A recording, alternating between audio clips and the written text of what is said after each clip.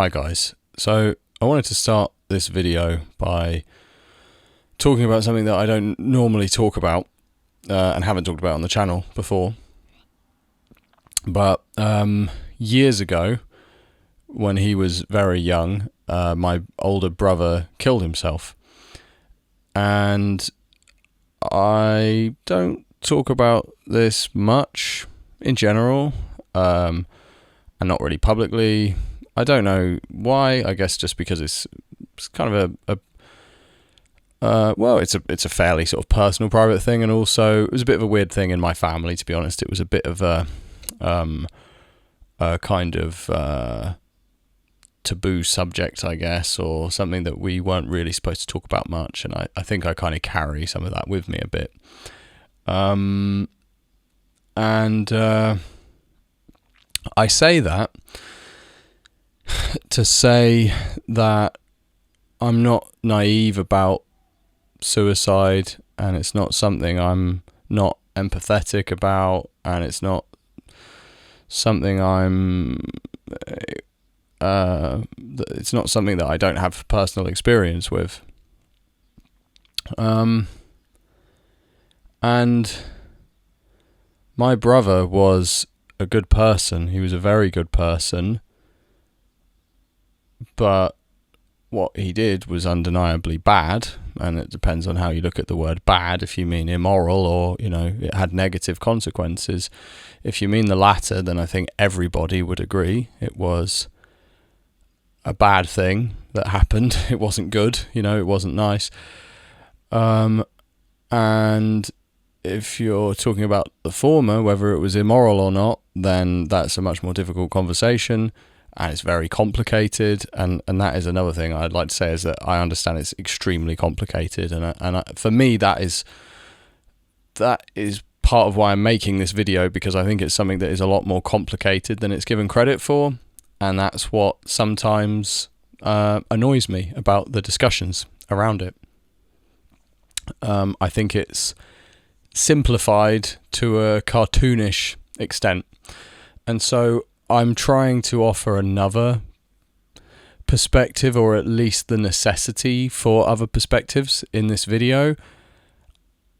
My actual perspective on individual instances or on suicide as a whole, I don't think is really important, and it's not what I'm trying to convey. I'm just trying to convey that I think the established logic around an understanding of suicide is deeply flawed, at least in its rigidity. It's oversimplified to the point of being I would say kind of idiotic at times, and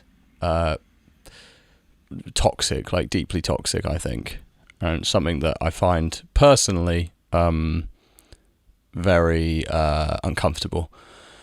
So to give you an example of what I mean, and some of these specific cases I'm going to reference, look, I'm using them as reference points to discuss wider ideas. I don't know about all the ins and outs of these cases and the people involved in them. I'm not really trying to talk about their personal circumstances. I'm using them as reference points because they're public, famous cases.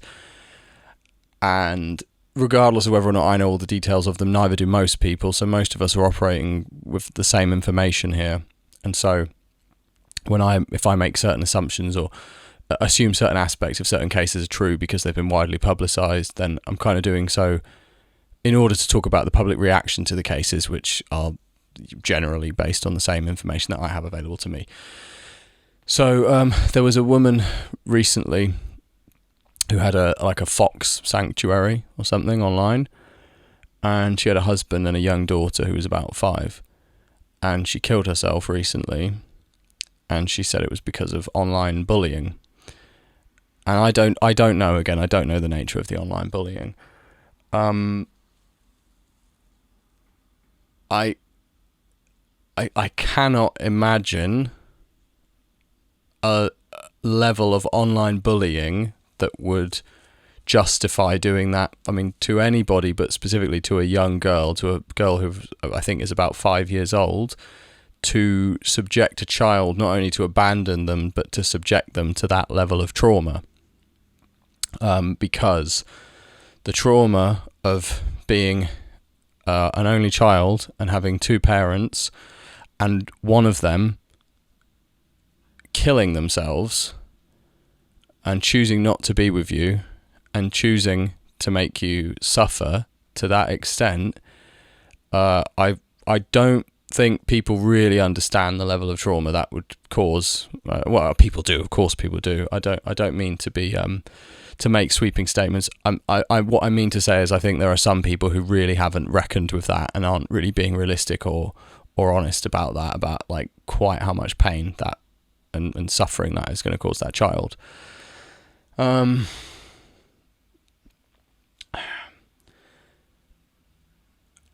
I can step back and say, you know, yes, it is complicated and life is complicated and people's circumstances are complicated, and you know, when you know someone and you're intimately aware of their situation, you understand how it can be different to how it seems on the surface. You can see how someone's just really struggling, or maybe they're just not mentally right. I can understand that. There is another part of me, if I'm being more honest with myself, where I say, you traumatized a 5-year-old girl and basically like destroyed her life because of mean comments on Instagram, and part of me thinks that's like deeply shameful and wrong and should be viewed as such, and another part of me thinks, I don't know exactly what happened, you know, I don't know, and it's a hard subject. But yeah, there is a part of me that says, well, whatever happens, you know, at the least you abandoned that kid. And there are a lot of arguments people will make. People will say, oh, well, some people... And the problem with a lot of these arguments is they aren't made as suggested as possibilities. They're suggested very often as definites. They'll often say, oh, well, when someone is that depressed, they think that they're useless. They don't think anyone will care. They don't think anyone wants them. They'll say, oh, people are just in so much pain, they're not thinking straight, they can't do this or that, etc., etc. Fine, but that's so different to how we normally moralize about things. To provide an example, there was a case in the UK of a man who shared custody of his son with his wife, and I think he was upset about them. They divorced. They were sharing custody, and he was upset about all of this. And I think she had a new boyfriend, and he was really upset about it. And he took the son on a trip, took him away somewhere for a couple of days, and then on the way home, with the two of them in the car, deliberately crashed into oncoming traffic, or into maybe he crashed into a bollard or something. But basically he deliberately crashed the car and killed the two of them. In this case, 99% of people say that man is a monster. What he did was deeply evil and wrong. No one says, yeah, but he was in so much pain he couldn't think straight. No one says he just felt he was useless and he just felt he couldn't understand. He didn't understand what he was doing. His perception was out of whack and he was so unhappy. He didn't, you know, no one says that really. Everyone just says that's an evil, monstrous, cruel, cold, callous thing to do. Now, I'm not saying that what he did is the same as what this woman from the Fox Rescue did. I'm not saying it's the same. I'm saying it's not so stratospherically different that it's fair to say one person is brave and an angel and a hero and we're so sorry that she was bullied online, and to say the other person is just a monster and a demon, and that there's that much of a kind of schism between the two, because I don't believe that there is. I don't think that's right. Yes, in one instance he killed his son. In the other instance, she inflicted the most unimaginable trauma on that child. Like, I mean, it's like just pure agony for a young child, like, who have such a fundamental and intrinsic attachment to their parents and to their mums that, like, I can't imagine. I honestly can't imagine.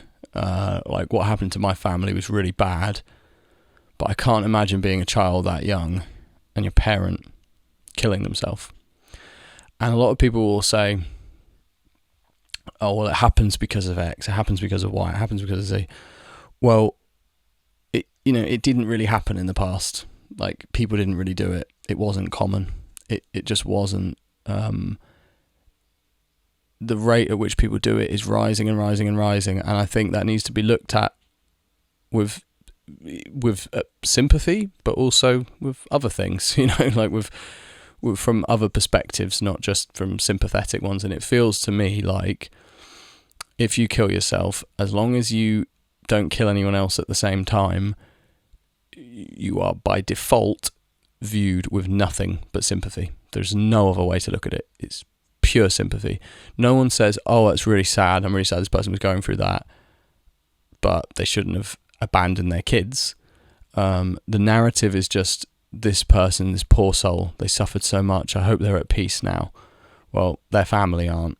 They just aren't. They're suffering enormously with guilt, with loss, grief, shame, and a lot of the time, I would say, even though this doesn't get publicized much, a lot of anger.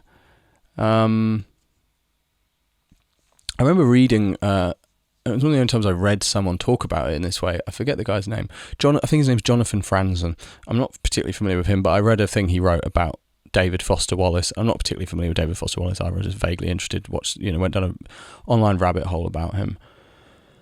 And he wrote a thing about him, about how everyone said, oh, David Foster Wallace, such a beautiful soul, such a good man, so sad that he killed himself and everything. And he basically, in this article about his friend David Foster Wallace, basically posited that what he did to his wife was pretty incredibly brutal, really. Like, he killed himself at home, and knowing that he was leaving his corpse in there for his wife to find without warning, to walk in and find, the corpse of her husband. I mean, it's like just horrific beyond belief. Like, it's truly horrific beyond belief. You love someone, and not only do you love them, you depend on them, you need them, and you walk into a room and you see them in there, you see their corpse in there, it's like the stuff of literal nightmares and stuff that you'll never get that image out of your head. You'll never, let alone the trauma of the loss itself, but just to see them like that, to see a dead body of a loved one, see a dead body full stop, but one of someone, who you were close to, and to know that they left that there, they presented that to you,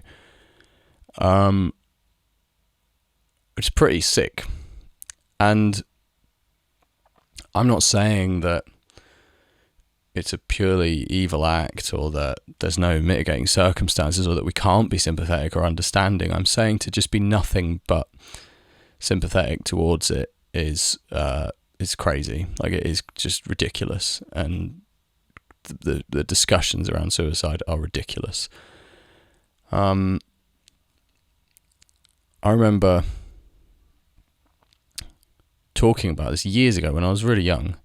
I was talking about this with a couple of friends about the recent wars in the Middle East and how so many soldiers kill themselves. And they were saying how World War II and World War I were way worse. And of course they were, in terms of like the suffering inflicted upon people by World War II and World War I way worse. I was just very young and very like historically illiterate. So I was like, oh, but the wars in the Middle East must be quite bad because people keep killing themselves. And my friends were like, no, that's not true at all. What people went through in World War I was like 1,000,000 times worse. People just didn't kill themselves back then. And it was eye-opening to me. I've just always thought about it, like people just didn't do it back then. It wasn't a thing you did. And there are so many reasons for that. I think some are probably fairly self-explanatory and obvious, like people felt more like they had duties and obligations and they were part of something bigger than themselves, and life wasn't just about how they felt, it was also about like they had a responsibility to be alive and be part of a country and part of a community and part of a family, and it's like a serious thing. It's not something that's meant to be just for your own enjoyment. Religious, social taboos, lots of different reasons. And maybe to some degree not caring enough about the individual. Maybe we didn't care enough, and maybe forcing people to always suffer through everything is wrong as well. I'm not suggesting that it was perfect back then and that people just thinking, oh, I'll just shut up and take it. Like, I'm not saying that was the ideal way to do things. But I think there was more of an understanding then of, like, it is generally, like, whilst it might be many things, the act of suicide, one of those things is morally wrong most of the time.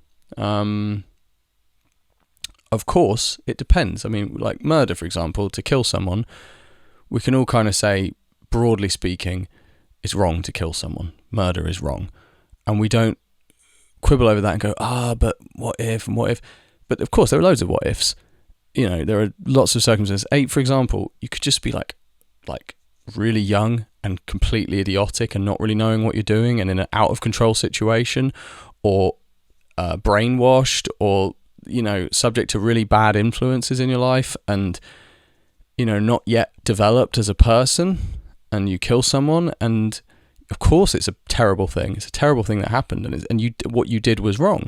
It doesn't make you an evil person. It doesn't mean you're like that. You're definitely like a terrible person because you did a bad thing. There are people who've killed people who are good people. Like, it doesn't change what they did, but it provides context to it that allows you to view them in a different light. And there's plenty of people who've killed people who we don't have a problem seeing as good people. We don't look at them as being like, Jimmy Savile or something. We don't look at them in that way. So there's no reason it can't be that way with suicide. There's no reason it can't be something where we kind of, to some degree, look at it on a case-by-case basis, and we weigh up different aspects of it, and we understand it's something that is, every case is unique, but we also understand that it, most of the time, inflicts a great deal of pain on other people who have to suffer the consequences. This woman who had the Fox Sanctuary, her husband said about the online bullying, he said, I hope there'll be some accountability. And I thought, well, there is one person who will face no accountability whatsoever for her actions, and that is your wife. She has left a trail of like utter destruction and suffering in her wake, and she won't have to face any of that. She's gone, she won't have to, unless you believe in the afterlife or whatever, she won't face any consequences for what she did. The only people who will deal with the consequences of what she did are her family and friends, and probably the animals as well at the sanctuary. And the world in general, the wider world who are mourning her loss. So I understand that it might be your right to do so in a way. Like, no one can really stop you. But that doesn't mean there's not any responsibility. And I think there are situations in which someone can kill themselves that are completely understandable. Of course, like, there are many situations. If someone has no one and nothing and no one cares about them, and they genuinely, some people have just been through things in their life that are so bad, and they have no one, and no one even cares if they live or die, or they're like in like solitary confinement for the rest of their lives or something. Of course, there are situations where it's not only understandable, but it's pretty natural. Or if someone knows that something terrible is about to happen to them, and they think, all right, well, time to get out of this, before it happens. And of course, people who have very debilitating illnesses, like physical illnesses, and want to do euthanasia, which is a different thing, obviously. But I don't think it's wrong to want to kill yourself or to die in those circumstances. I don't think it's objectively wrong, but it's not objectively something that should be viewed through a sympathetic lens either. It's a lot more complicated than that, but to me, most of the time when I hear these cases, when people have kids, to be honest, it's people who have kids and do it, who have kids that loved them and wanted them there. And if they didn't, if your kids don't love you and don't want you there, then you're probably already a bad person, to be honest. Maybe not. Maybe you just really struggle. Maybe you're just not all there mentally. I understand, again, there are exceptions, there are extenuating circumstances, there are complexities to everything, but most of the time it's probably either that your kids didn't want you around and didn't love you and you were making their life worse because you're not a very good person or a good parent, or they did want you around even if you were a bit weird, and you killing yourself makes them feel like they failed you, they're bad, you don't want them, no one's going to look after them, they're alone. Anyone can disappear at any moment from their life. I can't, the level of like attachment issues and trauma that would put upon like because you know, if your parent dies, full stop, it's horrific when you're a young kid. They die of cancer or something, you can put that into perspective much more easily. You can understand that's just the reality of life. It can happen to animals, it can happen to humans, it can happen to old people, it can happen to young people, and you know, mum's not around anymore. But to know that your mum chose to kill herself because she didn't like comments she was receiving online, I'm not saying there should be a public outpouring of like shaming and toxicity towards this woman, because ultimately it doesn't have that much to do with any of us. But I don't know, man, like that's, to me, like a really, really, really sick thing to do, and dare I say it, a very narcissistic thing to do, I think. And I again say that with the sort of mitigating statement that I don't know this person. I'm using it as an example, but that is what it strikes me as, is like deeply narcissistic and selfish and idiotic and just mean, just a horrible, horrible thing to do. And someone who was really just focusing on their responsibilities would say, no, I've just got to tough it out for my daughter. And if we can say that people who endure, I watched this thing yesterday about this guy who was on 60 Minutes Australia. He got attacked by a bull shark when he was spearfishing, and he was on, his friends had to take him on a speedboat back to the shore, and they said they felt he died like 5 or 6 times and kept being brought back to life. I'm not sure that's like medically correct, to be honest. I don't think you can die 6 times in a row without, because you have to resuscitate them, and they weren't doing that. I don't know what was going on, but he was like as close to the edge as you can be. I mean, his leg had to be amputated and everything in the end, and he was pouring blood. They said he was literally completely white. And he said, and you could tell he meant this, he really meant it, like you could see how real this felt for him. It was quite powerful to watch. But he said that as he was on this boat, he was dying, he had the choice. He said he felt it. He had the choice to just go to sleep, and the pain would stop and it would be over, and he'd just fall into a sort of peaceful sleep.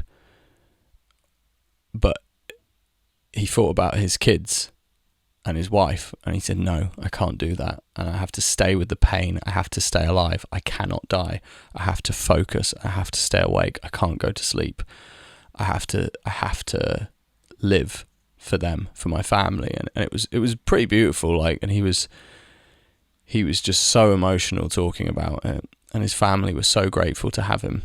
And we can all say, that's what a good man, what a great thing he did. That's what you do when you're a parent. Why can we not say the opposite?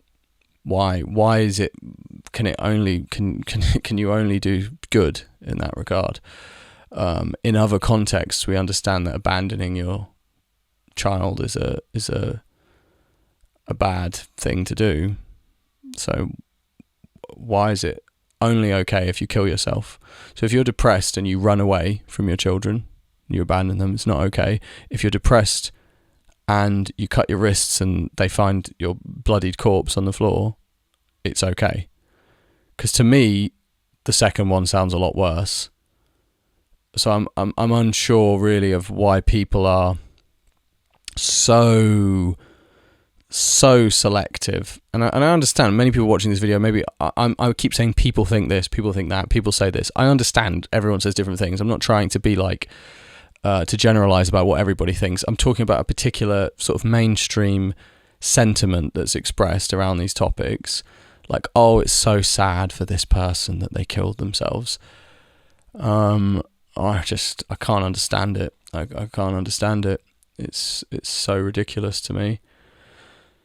There was another case, a woman in the UK, I think she was an Indian woman or a Pakistani woman maybe, and she worked at a hospital, and this radio show, I think it was an Australian radio show, they did a prank call.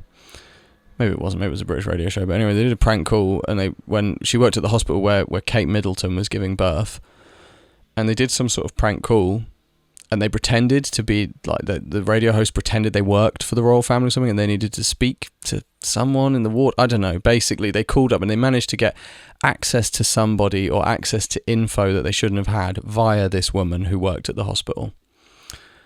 And what they did was wrong, the radio host. It was a stupid prank and it was invasive and they shouldn't have done it. And I guess maybe she should have done her due diligence more, but, I mean, no one died, no one was raped, no one was hurt physically, and in the end it was just like a pretty stupid thing that shouldn't have happened, but there was no permanence to it until she decided that, in her own words, I believe, or maybe this was the words of her close family members, she couldn't handle the humiliation and shame of it, so she killed herself and left her children alone in the world, or at least, well, not alone with their dad, but left her children without a mum because she couldn't handle the shame and humiliation.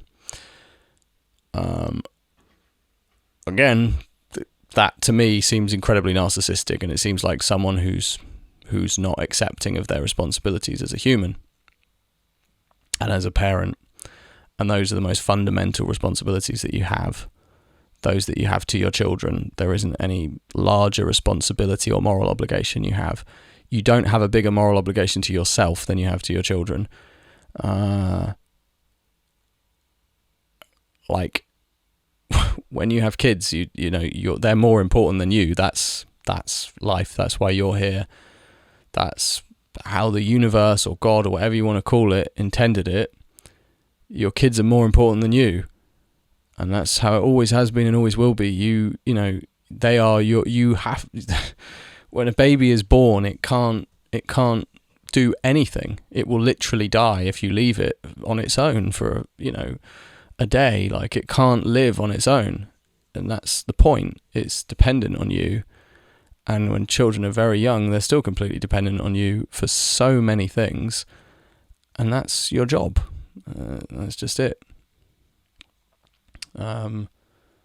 So I'm not saying, we should never accept even one iota of the suggestion that anyone could ever abandon that responsibility, or that there could be any valid reason to do so. I'm not suggesting that, but shouldn't we have a bit of balance when we talk about these things? Shouldn't we,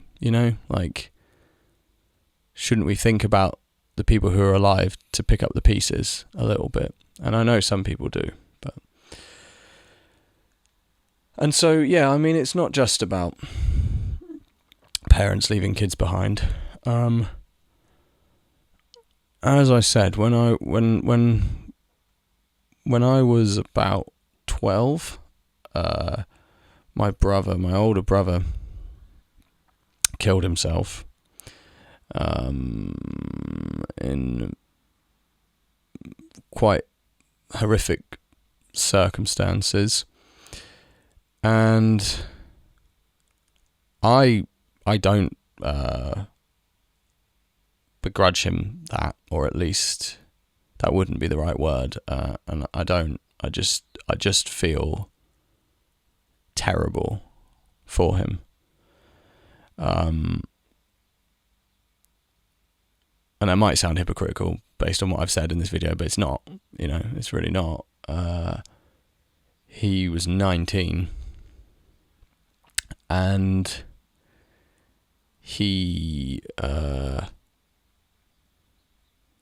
didn't have children, and there were other like mitigating factors that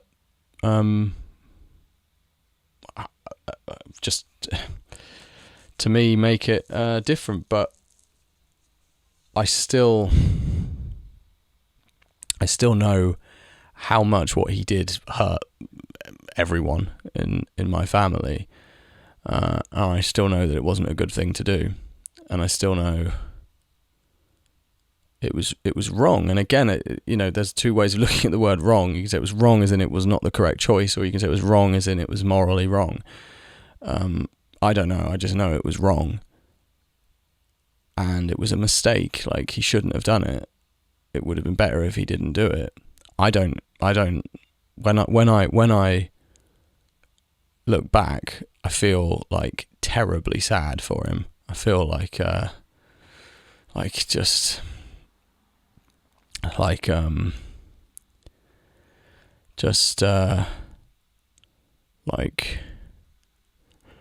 shocked that that he could do that, and that someone that age could do that. And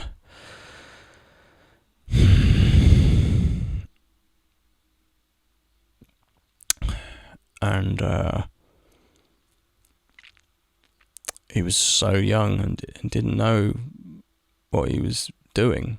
He didn't know what the effect it was going to have. He wasn't a 30-year-old with 2 kids, or a grown person who understood the consequences of his actions, or who knew that there were people directly dependent on him. He was basically a kid with an extremely warped understanding of his place in the world and in the family. And again, when I say that, I say that because I know that other people in these other cases may have that too. They may have a warped understanding of their relationship to others, and that's not something I refuse to take into consideration. Like, it's just it's one of many factors that have to be considered. And I think we have to be balanced about it. But yeah, it is something that gives me pause as well. When I look at other cases, my initial reaction is to say, like, you abandoned your kids, or you traumatized your family. And I think, well, he had an extremely warped perspective of what his place in life was, and what his role in this world was, and what his circumstances were. And I can understand, via that and just through my own imagination, that other people have that as well. I'm not dismissing that. But yeah, it was terrible, like terrible beyond belief. For my parents, it was couldn't even describe it, like how bad it was for them. I just couldn't describe really, like, the level of grief and shame and guilt and regret that they went through. And there were 4 of us boys, and he died, and there were 3 of us left, and all 3 of us handled it in quite different ways. But my oldest brother, for him as well, it was just like a level of guilt that a person shouldn't really have to go through unless they've done something really bad, and he didn't do something really bad. But there's a level of guilt and regret that it's just not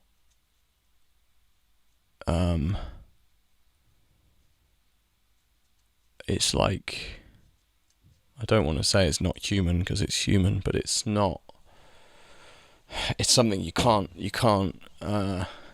it's something that'll just like turn you inside out. It's like so severe.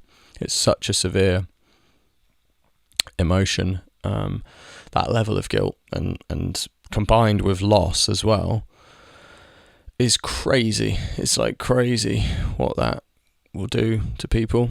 And for me, it was a weird thing because I was like 12 and I was not emotionally developed, and I was pretty narcissistic, I would say, like maybe because I was 12, but I think maybe I was just a bit strange, to be honest. Like mentally, I think I was quite a weird kid, and I didn't feel it then in the way that everybody else did. What I felt, and was, of course, I was sad and shocked, and probably underneath everything very traumatized by the event itself. But what was more obvious was that for me, the effect it had on the family was like extremely difficult to grow up in, because my parents obviously couldn't we weren't the best family anyway, obviously. I mean, probably if we were, it wouldn't have happened, but we were okay. Like, we weren't, it wasn't like an abusive home or anything, and we were in many ways relatively normal. But of course, after that happened,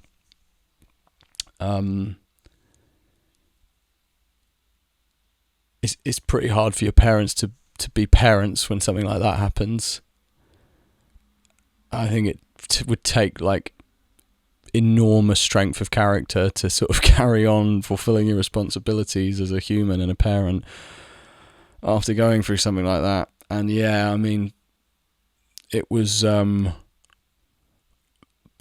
like it defined all of us. It defined our family and defined everything that's happened since, more or less. I feel now finally we're kind of, it's now been 20 years. Crazy. It's been about 20 years basically. And I feel at this stage it's not so, it's present in everything that we do, and it's kind of part of who we are. It's part of our identity, but it's not like it was, I guess. It always will be, but it used to be, it was kind of everything. It was like we're the family with the, where the son killed himself. And I don't mean because of other people's perception. I mean that was just how we identified with each other and with ourselves. And was just like, we're now fucked, basically. And it's only particularly now, like I didn't realize, I always had a strange relationship to it because I felt like I didn't experience it in the same way everyone else did. The two youngest of us boys, I think we had a similar experience, to be honest, where we were not old enough and not connected enough with the situation, and we were both kind of weird, and it just affected us in strange ways that were hard to immediately access. But for the other three, for my oldest brother and for my parents, it was a completely open wound. It wasn't, a thing that was buried deep inside. It wasn't a thing that was layered. It was just a fucking vicious, agonizing open wound, and all feeding off each other's pain as well. And all the stuff that leads to. And it's only as I've gotten older, more and more, I just, it's like, because now I'm so much older than he was, and so I don't look at him as like an older brother anymore. I look at him as like, I don't know, I don't look at him as an older brother anymore, basically, because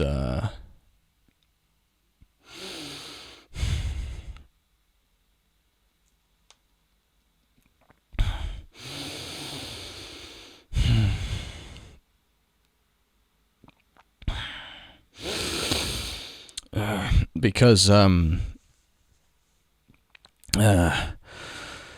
understand now what he did, and I don't mean I understand it from his perspective per se. I just mean that I can contemplate how insane it was, and it's not just this thing where I think, oh, okay, this is what life's thrown at us now. It's something where I really step back and I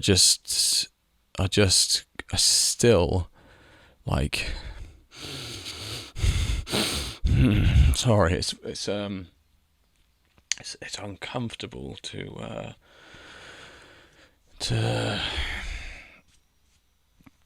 talk about it on camera, but I'm just shocked at what he did, and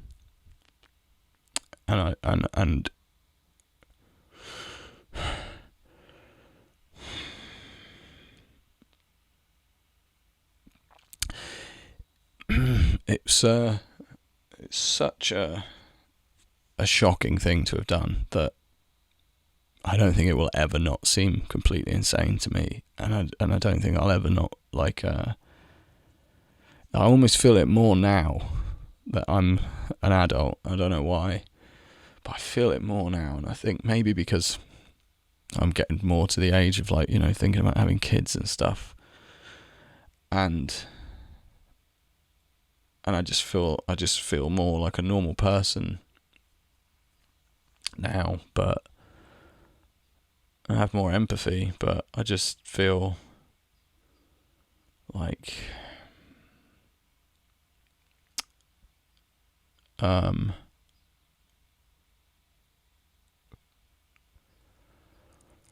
that one moment in his life, that one thing that he did is like so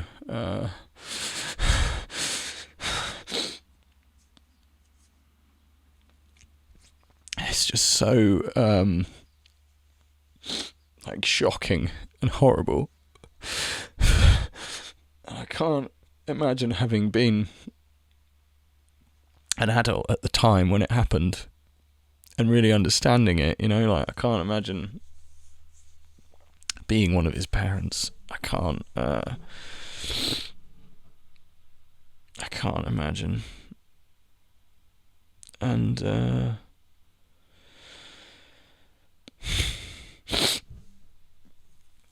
I don't know why I'm getting into all this, like, detail about this aspect of it. It's not that relevant, really, to what I'm saying. But as I said, it's not something I really talk about usually, and it's a very strange thing for me. One time, you know, I always thought like I didn't really feel that much about it. Like when I was a young adult, you know, I thought like I feel more towards the effect it had on my family because that as I was growing older, that was what was going on, and that was more relevant to me, and I saw that very directly firsthand, like particularly in my mum and stuff, and like that causes all sorts of problems, you know. And I felt a lot more directly connected to that. And I always felt like I don't feel as much about this as I should. And then one time, me and my girlfriend were taking GHB. It was 1,4-B, which is, you know, basically GHB. And the subject came up, and I don't know, it was because I felt because of the drugs, I just somehow was more like open or something. But I just started to just like sob like a baby, like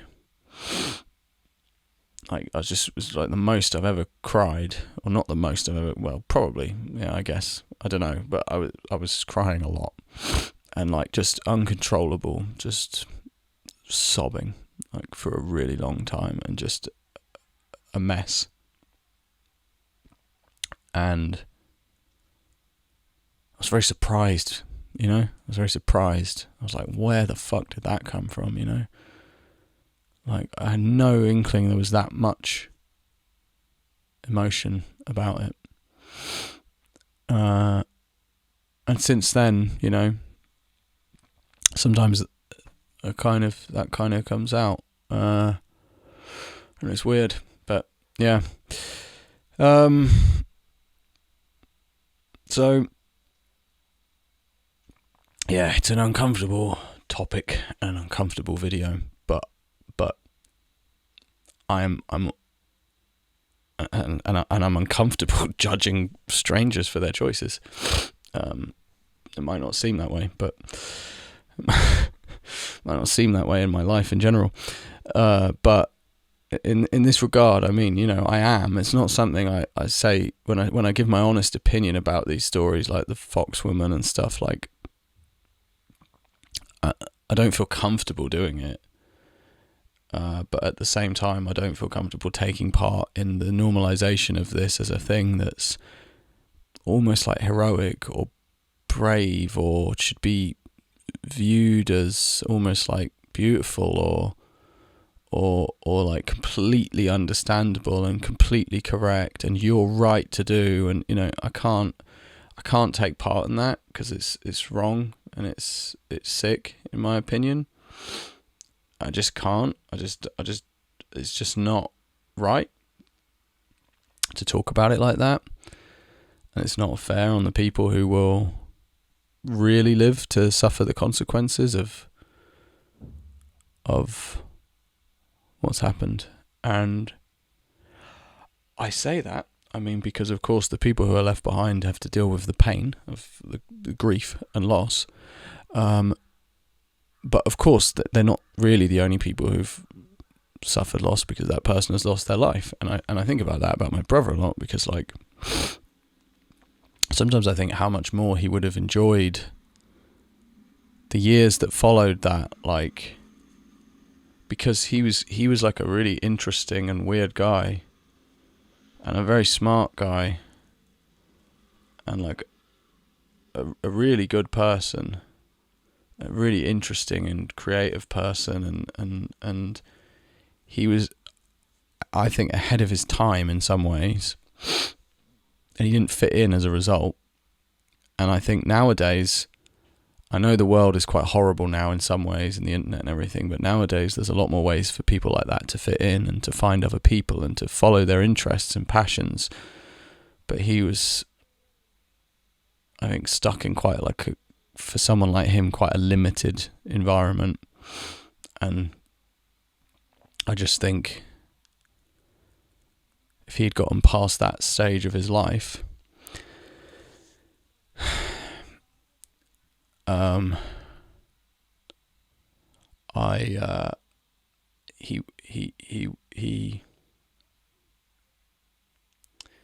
was so much for him. There was like so much for him, and there are some people I know who, like, there isn't that much for them in the world, and there isn't that much hope for them. But he wasn't one of those people. Like, he had so much going for him, and if he could have harnessed it in the right way, like, he could have had so many amazing experiences and done so many amazing things. And he did, even in his short life. He did so many great things. He was a great person, and I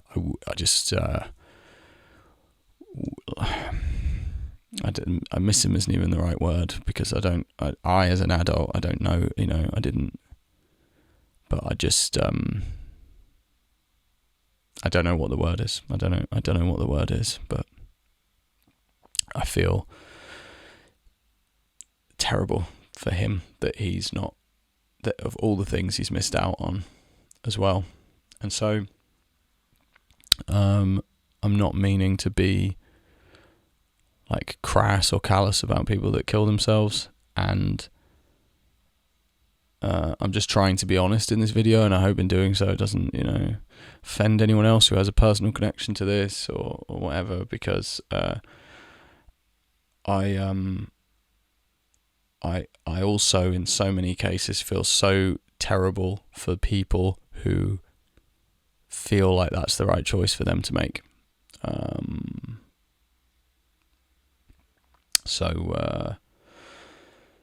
Yeah. That's all basically. I think I can't think of anything else on the subject. Yeah, not the easiest thing to talk about for a variety of reasons. So there might be some stuff I've forgotten to talk about, or I don't know. But yeah, that's all really. As usual, maybe particularly, if any of you have any personal experience with this, I'd be really interested to hear about it. And I hope I was at least able to convey what I wanted to say with some level of balance and fairness, even if, I don't know. Yeah, I hope I was. Cool. All right, guys, I'm going to go. Thanks for watching. And take care. Hope you're all doing well. And it might sound trite or whatever, but like, if you are one of those people who, and it seems like an increasing number of people are, who is considering that, it's worth also considering that you have no idea like how much people depend on you, or how much it will hurt them, or how much more there is for you in life, and how much else you have to offer, because you wouldn't be the first person to make that mistake, to think that there's nothing out there for you, or that you have nothing to give the world, or that no one cares. And to be wrong, you would not be the first person to think that at all.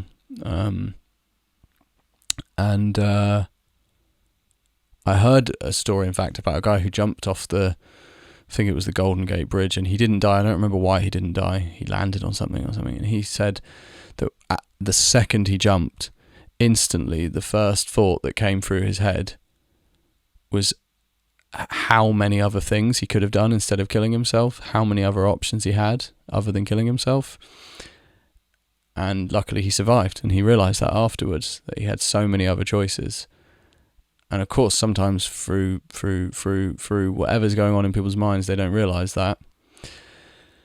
But yeah, on the off chance that you are one of those people, then it's definitely worth giving some serious thought to.